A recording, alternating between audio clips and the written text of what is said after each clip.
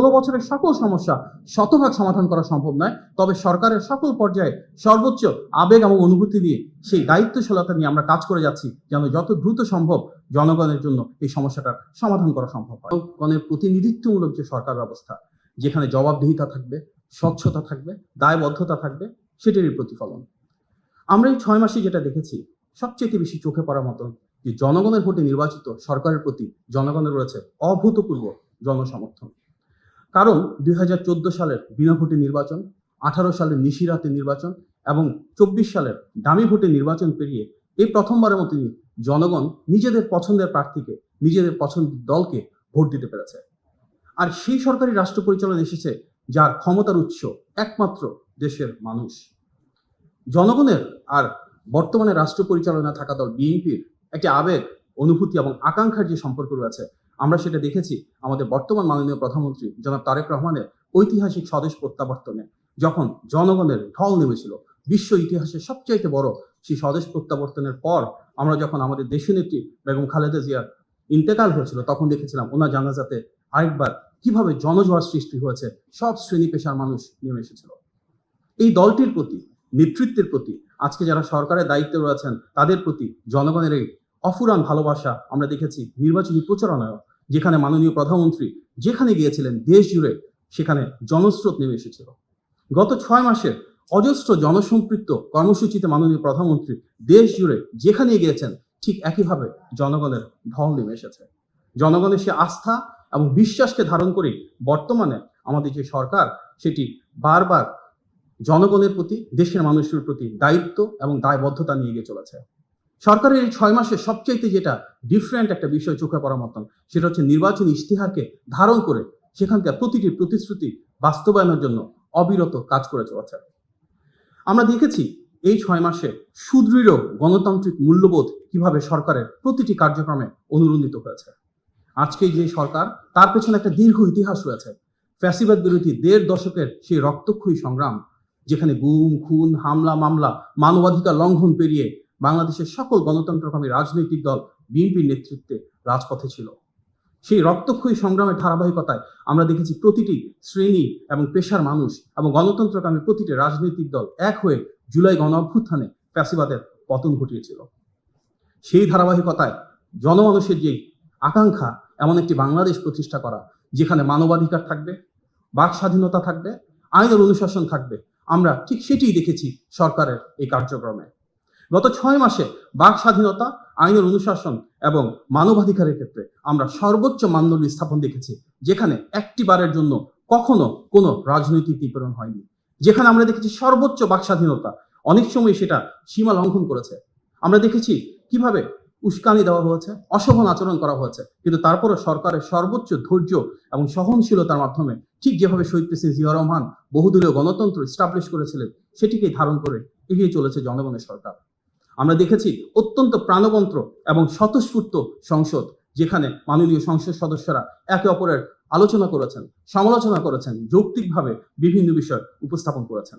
দেশের ইতিহাসে নজিরবিহীন যে সরকারের গঠনের পর সংসদের প্রথম অধিবেশনে শতাধিক অধ্যাদেশকে আইনে রূপান্তর করা হয়েছে জুলাই গণ অভ্যুত্থানের সে আকাঙ্ক্ষাকে ধারণ করে। সন্ত্রাস বিরোধী সংশোধিত যে অধ্যাদেশ, সেটিকে সংসদে আইনে রূপান্তরের মাধ্যমে সন্ত্রাসী একটি রাজনৈতিক সংগঠন যারা ফ্যাসিবাদ কায়েম করেছিল তাদেরকে প্রাতিষ্ঠানিকভাবে নিষিদ্ধ করা হয়েছে। গণতান্ত্রিক মূল্যবোধের বিকাশের জন্য শিক্ষার্থীদেরকে সংসদে উপস্থিত হওয়ার সুযোগ করে দেওয়া হয়েছে।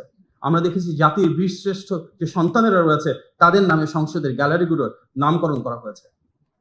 বিএনপির এই সরকারের ঐতিহ্য সেই সুমহান দর্শন বাংলাদেশী জাতীয়তাবাদ, এবং সেটিকে ধারণ করেই ভিন্ন মত, পথ, ধর্ম, বর্ণ, পাহাড়, সমতলের সক্ষম অক্ষম প্রতিটি মানুষকে এক কাতারে নিয়ে এসে আমাদের এই সরকার নিশ্চিত করেছে সকলের স্বাধীনতা, সকলের অধিকার এবং সকলের জন্য অন্তর্ভুক্তিমূলক উন্নয়ন, যার পাথেয় আমাদের সাম্য, মানবিক মর্যাদা এবং সামাজিক সুবিচার দেশের প্রতিটি নাগরিকের জন্য সুনিশ্চিত করা।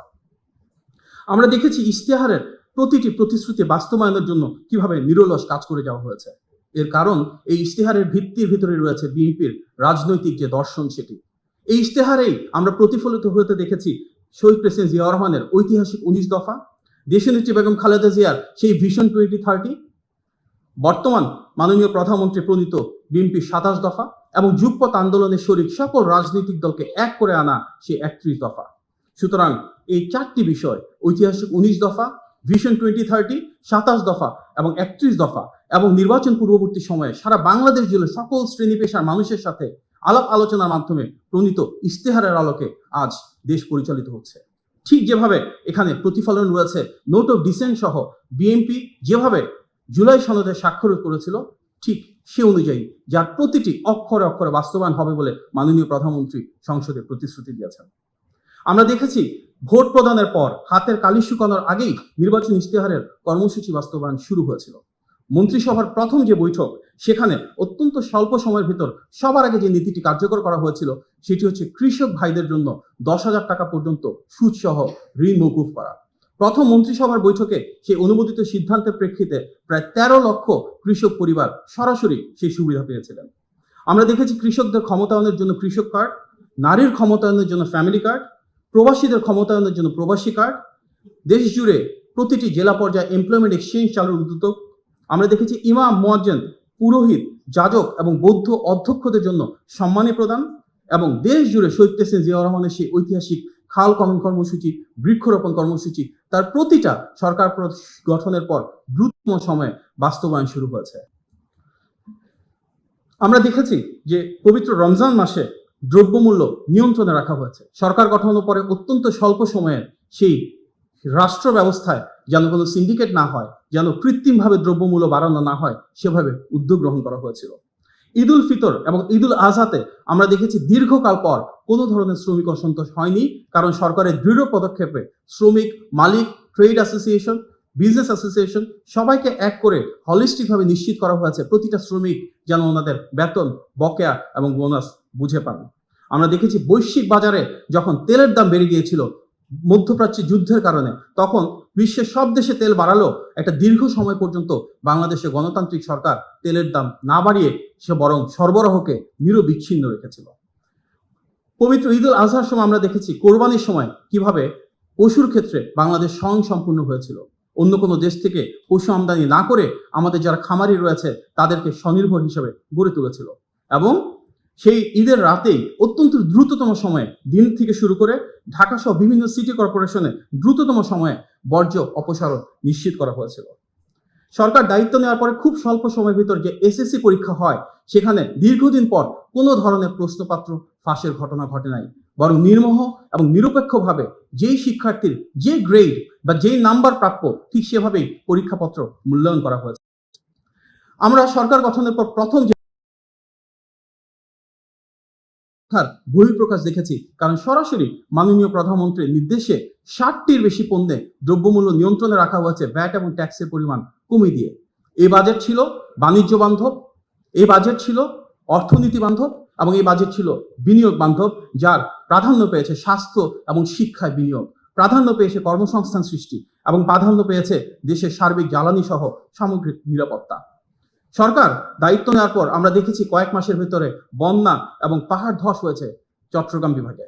সেক্ষেত্রেও কিভাবে একটা সমন্বিত উদ্যোগের মাধ্যমে যারা নিপীড়িত মানুষ দুর্যোগ মোকাবেলায় সরকারের বিভিন্ন এবং বহুমুখী পদক্ষেপে সফলতার সাথে সেই দুর্যোগ প্রবণ এলাকার মানুষদেরকে যথেষ্ট নিরাপত্তা দেওয়ার সুযোগ হয়েছে, তাদেরকে ভালো রাখার জন্য মাননীয় প্রধানমন্ত্রীর নির্দেশনায় কাজ করা হয়েছে।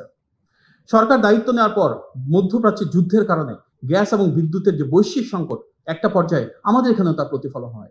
আমরা দেখেছি গ্যাসের কিছু সমস্যা গত কয়েকদিন ধরে, এটি আমরা গভীরভাবে উপলব্ধি করি এবং সেখানে মাননীয় প্রধানমন্ত্রী স্বয়ং বলেছেন যে বহুমুখী উদ্যোগ গ্রহণ করা হয়েছে। আপনারা নিশ্চয়ই জানেন FSRU যে দুটো ছিল তার ভিতরে একটা নষ্ট হয়ে গিয়েছিল, সেটা রিপেয়ার করবার জন্য একদিকে যেমন সময়ের প্রয়োজন, একই সাথেও এটা বাস্তবতা যে 16 বছরের ফ্যাসিবাদের দীর্ঘ সময়ে যে ধ্বংসস্তূপ করা হয়েছিল সবচেয়ে বেশি দুর্নীতি প্রবণ সেক্টর, সেখানে সবচেয়ে বেশি কার্যকর উদ্যোগ ইতিমধ্যে গ্রহণ করা হয়েছে। মাননীয় প্রধানমন্ত্রী যখন চীন এবং মালয়েশিয়া গিয়েছিলেন, সেখানে যারা জ্বালানি খাতে বিনিয়োগকারী রয়েছেন ওনাদের সাথে আলোচনা হয়েছে এবং মধ্যমেয়াদে কত দ্রুত এই সমস্যার সমাধান করা যায় সেগুলো নিয়ে কার্যকর ফলশ্রুতি আমরা সামনের দিকে দেখতে পাবো। একই সাথে আমরা দেখেছি যুক্তরাষ্ট্র থেকে 25টি টপ কোম্পানির যখন রিপ্রেজেন্টেটিভ বাংলাদেশে এসেছিলেন, সেখানকার তাদের শীর্ষ জ্বালানি কোম্পানির যারা কর্মকর্তা রয়েছেন ওনারাও বলেছেন বাংলাদেশের গ্যাস এবং বিদ্যুৎ সমস্যার সমাধানে যেটা ফ্যাসিবাদ রেখে গিয়েছিল তারা যত দ্রুত সম্ভব কার্যকর উদ্যোগ গ্রহণ করবে। আমাদের মাননীয় প্রধানমন্ত্রী জনাব তারেক রহমান ইতিমধ্যে সরাসরি মালয়েশিয়ার মাননীয় প্রধানমন্ত্রী জনাব আনোয়ার ইব্রাহিমের সাথে কথা বলেছেন এবং ওনাদের পেট্রোনাসের মাধ্যমে গ্যাসের সমস্যা সমাধানের জন্য ইতিমধ্যে যথেষ্ট প্রোগ্রেস হয়েছে। ফ্যাসিবাদের দীর্ঘ সময়ে আমরা দেখেছি যে কূপ খননের ক্ষেত্রে তারা কোনো উদ্যোগ নেয় নাই, বরং আমদানি নির্ভরতা রেখেছিল। আমাদের নির্বাচনী ইশতেহারে যেমন রয়েছে ঠিক সেভাবে আমরা গ্যাসের অল্টারনেটিভ সোর্স কিভাবে ডোমেস্টিকলি তৈরি করতে পারি, আমাদের নিজেদের জ্বালানি সক্ষমতা বাড়াতে পারি, সেই কার্যক্রম সামনেই শুরু হবে। হয়তো 16 বছরের সকল সমস্যা শতভাগ সমাধান করা সম্ভব নয়, তবে সরকারের সকল পর্যায়ে সর্বোচ্চ আবেগ এবং অনুভূতি নিয়ে সেই দায়িত্বশীলতা নিয়ে আমরা কাজ করে যাচ্ছি যেন যত দ্রুত সম্ভব জনগণের জন্য এই সমস্যাটার সমাধান করা সম্ভব হয়। আমরা দেখেছি এই 6 মাসে অন্তর্ভুক্তিমূলক উন্নয়ন, যেখানে সমাজের প্রতিটি শ্রেণী এবং পেশার মানুষের ভাগ্যের পরিবর্তন হয়েছে। ছোট্ট একটা উদাহরণ যেখানে আমরা দেখতে পারি ইশতেহারের বাইরে গিয়েও কিভাবে সরকার কাজ করেছে। আপনারা নিশ্চয়ই জানেন যে অবসরপ্রাপ্ত এমপিও শিক্ষকদের ওনাদের যে অবসর ভাতা এবং কল্যাণ ট্রাস্টের টাকা প্রায় 7,000 কোটি টাকা ফ্যাসিবাদের সরকারেরা লোপাট করে দিয়েছিল। আমাদের অবসরপ্রাপ্ত শিক্ষকেরা 2022 সালের পর থেকে গত 4 বছরে ওনাদের অবসরের এবং কল্যাণের সে টাকা ফেরত পাননি। সেটা অবহিত হওয়ার পর মাননীয় প্রধানমন্ত্রী তাৎক্ষণিক সিদ্ধান্তে টাকার ব্যবস্থা করে দেন এবং আমরা এই গত 2 দিন আগে একটি অনুষ্ঠানের মাধ্যমে প্রাথমিকভাবে 2000 কোটি টাকা মাননীয় প্রধানমন্ত্রীর কাছ থেকে নিয়ে এবং আমাদের সেই সম্মানিত অবসরপ্রাপ্ত শিক্ষকদেরকে দিয়েছি। ফ্যাসিবাদের ভেঙে পড়া রাষ্ট্র কাঠামো পুনর্গঠনে এভাবেই প্রতিটি সেক্টরে যখন যেখানে সমস্যা দেখছি আমরা গভীর উপলব্ধির মাধ্যমে সেটি সমাধানের চেষ্টা করে যাচ্ছি। ইতিমধ্যে আমরা জানি যে শহীদ প্রেসিডেন্ট জিয়াউর রহমান যেভাবে দেশের প্রতিটি উপজেলায় স্বাস্থ্য কমপ্লেক্সে শয্যা বাড়িয়েছিলেন, দেশনেত্রী বেগম খালেদা জিয়া যেমন সেটিকে 50 উন্নত করেছিলেন, সেই ধারাবাহিকতায় মাননীয় প্রধানমন্ত্রী 101 শয্যায় দেশের প্রতিটি উপজেলা স্বাস্থ্য কমপ্লেক্সকে উন্নীত করার নির্দেশনা দিয়েছেন এবং সেটি কাজ শুরু হয়েছে।